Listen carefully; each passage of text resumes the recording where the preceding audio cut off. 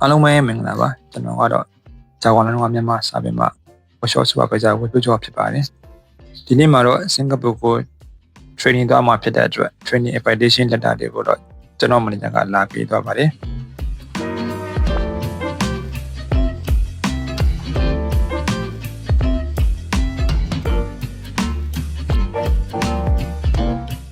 စင်ကာပူကို training သွားမှာဆိုတော့ကျွန်တော်ရန်ကုန်လည်းဆက်လို့ရှာနေပါတယ်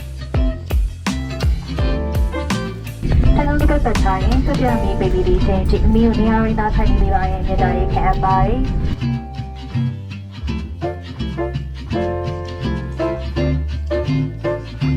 အခု training မှာဆိုရင် Asia Pacific Market မှာရှိတဲ့နိုင်ငံပေါင်းစုံက level 3 level 4 technician တွေလာတာဖြစ်ပါတယ်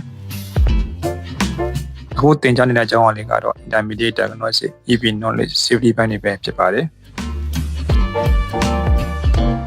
အခုသင်ကြားနေတဲ့အကြောင်းအရာလေးကတော့ advanced diagnostic EV onboard practical hypothesis system အကြောင်းလေးပဲဖြစ်ပါတယ်